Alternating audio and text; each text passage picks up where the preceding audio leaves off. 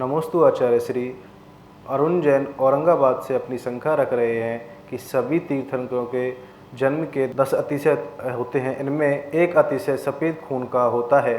तो मेरी प्रश्न यह है कि विदेह क्षेत्र में जिन तीर्थंकरों के 2 या 3 कल्याणक होते हैं, तो उन तीर्थंकरों के प्रभु का खून किस रंग का होता है? कृपया जिज्ञासा का समाधान करें।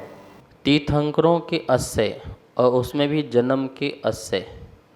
जन्म के अस्य में बताया गया है तीर्थंकरों का जो रक्त है वो सफ़ेद होना, ये अस्य बताया गया है और ये होता भी है।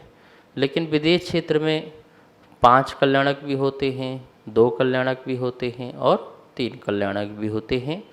जिनके 2 या 3 कल्याणक होते हैं वो उसी भाव में तीर्थंकर प्रगति का बंध बांधते हैं।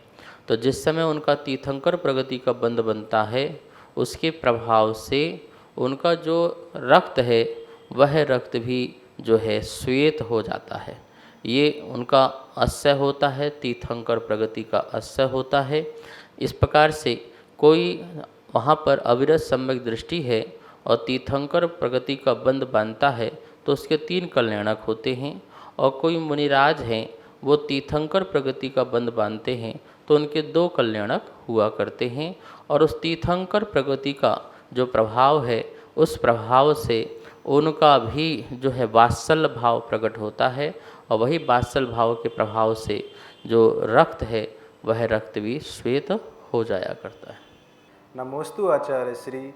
विमल जैन पालम बिहार गुड़गांव से अपनी शंका कर रहे हैं कि भगवान के ऊपर 3 छत्र क्यों लगाए जाते हैं और कैसे लगाना चाहिए? क्या हम इसमें बड़ा छत्र लगा सकते हैं? कृपया शंका का समाधान करें। भगवान के ऊपर जो हम 3 छत्र लगाते हैं, ये 3 छत्र जो होते हैं ये 3 लोक के अधिनायक के प्रतीक स्वरूप में हुआ करते हैं। आप 3 लोक का स्वरूप जानते हैं और उसकी प्रतिकृति भी आपने देखी होगी कि 3 लोक में नीचे का भाग जो है बड़ा होता है और फिर जाएंगे कमर के पास तो वहाँ छोटा हो जाता है और सबसे ऊपर जाएंगे तो और छोटा हो जाया करता है। इस प्रकार से ये बड़ा जो छत्र है सबसे नीचे होना चाहिए, फिर उसके ऊपर छोटा होना चाहिए और फिर उसके ऊपर सबसे छोटा होना चाहिए।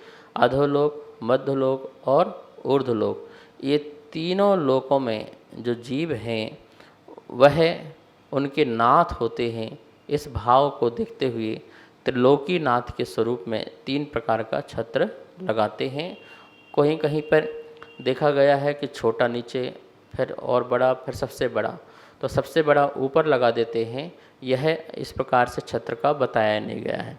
जैसे नासिका होती है तो शुरू में चौड़ी होती है और बाद में जाकर के पतली हो जाती है, इसी प्रकार से छत्र का आकार भी होना चाहिए, ऐसा शास्त्र में नासिका का उदाहरण दिया है। अब छत्र कैसे लगाना चाहिए आपको ये भी बता दिया। और छत्र का महत्व क्या है लगाने का? 3 लोक के नाथ होने के कारण उनको से के ऊपर, मस्तक के ऊपर छत्र को अर्पण करते हैं, ठीक है ना। और ये भी ध्यान रखना, बार बार अर्पण नहीं करते हैं। एक बार अपन ने अर्पण कर दिया, कभी खराब हो, बेकार हो तो बात अलग है, क्योंकि छत्र को चढ़ाने का भी जो है एक विधि विधान है। जैसे जब पंच कल्याणक होता है, भगवान विराजमान करते हैं तो अष्ट प्रातिहारों को चढ़ाने का एक क्रम होता है और उसके मंत्र आदि होते हैं, विधि विधान होती है। उसी के अनुरूप ही अपन अष्ट प्रातिहार, अष्ट मंगल द्रव्य जो है वहाँ पर रखते हैं। लेकिन आप रोज़ निकाल लो, रोज़ चढ़ा लो, रोज़ निकालो, रोज़ चढ़ा लो, इस प्रकार से नहीं हुआ करता है। आजकल क्या देखा जाता है, अभिषेक के बाद रोज़ भगवान के ऊपर छत्र चढ़ाते हैं, फिर रख देते हैं, दिखाया और रख दिया। ये विधि में नहीं है। मागनंदी आचार्य स्वामी ने जो है अभिषेक पाठ लिखा हुआ है और ऐसे कितने आचार्यों ने अभिषेक पाठ लिखा हुआ है। कहीं भी अभिषेक पाठ में तीर्थंकर या जो प्रतिमा का अभिषेक हो रहा है उनके ऊपर छत्र चढ़ाओ फिर हटा दो अभिषेक के बाद, ऐसा कहीं भी विधान नहीं लिखा है, न चमर करने का, न छत्र अर्पण करने का अभिषेक के बाद। लेकिन ऐसा कई मंदिरों में होने लगा है जो कि आगम सम्मत नहीं है। अब छत्र का आकार कितना होना चाहिए, कितना बड़ा होना चाहिए, इसकी चर्चा जो है शास्त्रों में आई हुई है कि किस प्रकार का छत्र होना चाहिए। छत्र होना चाहिए, पहली बात छाता नहीं होना चाहिए। छाता बहुत बड़ा होता है और छत्र जो है छोटा होता है। जो भी प्रतिमा के ऊपर अपन छत्र अर्पण कर रहे हैं तो वह छत्र जो है अपने उन प्रतिमा की नासिका के आगे, कान के आगे, कपाल के पीछे उतना ही बड़ा होना चाहिए। कंधों, पूरे कंधे ढक जाएं, पूरी प्रतिमा ढक जाए, ऐसा छत्र नहीं होना चाहिए।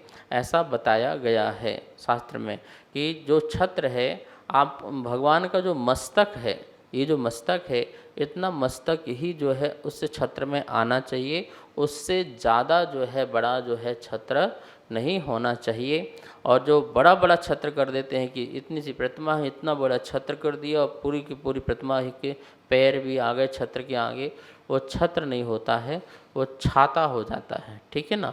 तो हमें छत्र का जो आकार प्रकार बताया है कि बड़ी प्रतिमा हो चाहे छोटी प्रतिमा हो, नासिका से थोड़ा आगे, कान से थोड़ा आगे और पीछे कपाल से थोड़ा आगे, उतने आकार का मस्तक के ऊपर और सिर से कम जो है 3 इंच या 5 इंच या 7 इंच या 9 इंच इतने ऊपर जो है छत्र का होना चाहिए।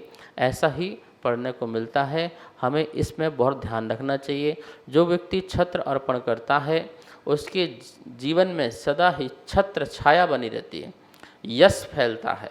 जैसे तीर्थंकर का देखो 3 लोक में यश फैला, ठीक है ना, तो उनके ऊपर छत्र अर्पण हुए।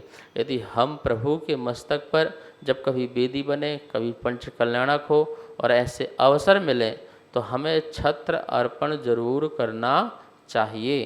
तो उससे आपका यश, आपकी कीर्ति फैलती है और आपके जीवन में भी प्रभु, या यूँ कहें आपके जीवन में हर प्रकार की जो छत्र छाया होना चाहिए, माता पिता की छत्र छाया बनी रहे, गुरुजनों की छत्र छाया बनी रहे, अपने स्वजन परिजनों की छत्र छाया बनी रहे, ऐसा भी जो है फल की प्राप्ति हुआ करती है जो व्यक्ति छत्र अर्पण मंदिर में प्रभु के ऊपर, मस्तक के ऊपर करते हैं। सभी को सादर जय जिनेन्द्र।